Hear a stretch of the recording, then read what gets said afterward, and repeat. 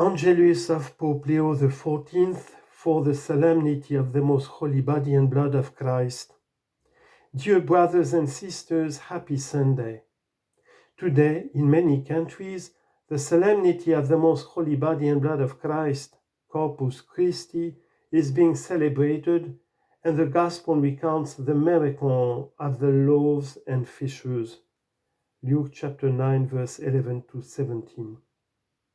In order to feed the thousands of people who came to listen to him and to ask for healing, Jesus invited the apostles to bring him what little they had.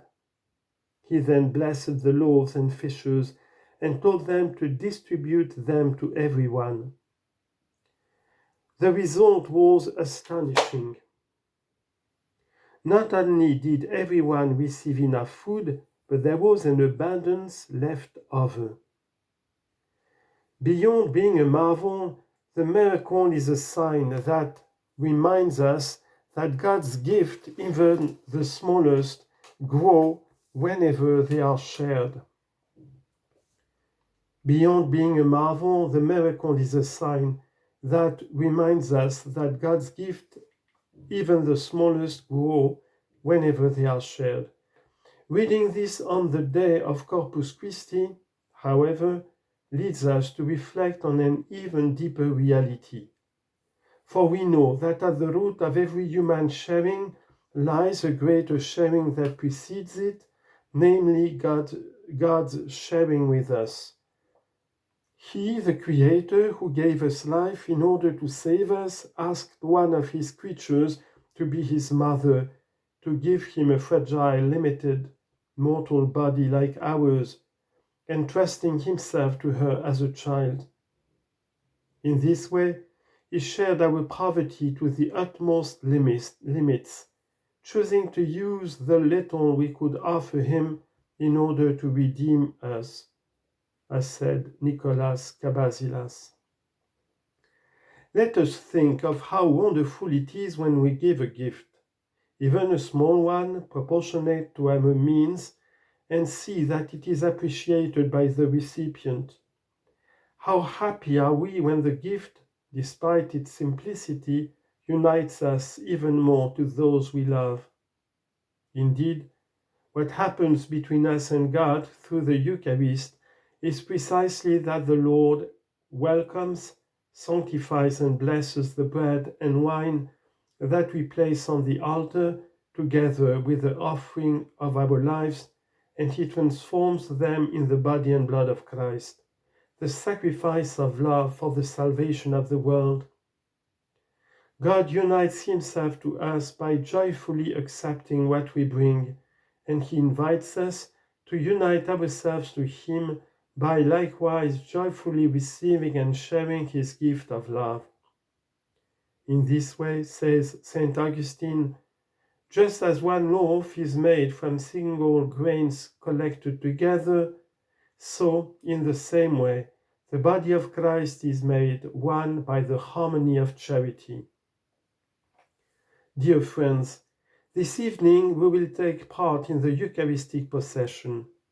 We will celebrate Holy Mass together and then set out, carrying the Blessed Sacrament through the streets of our city. We will sing, pray, and finally gather in front of the Basilica of St. Mary Major to implore the Lord's blessing on our homes, our families, and all humanity. May this celebration be a sign of our daily commitment to set out from the altar and the tabernacle, going forth as bearers of communion and peace for others in a spirit of solidarity and charity.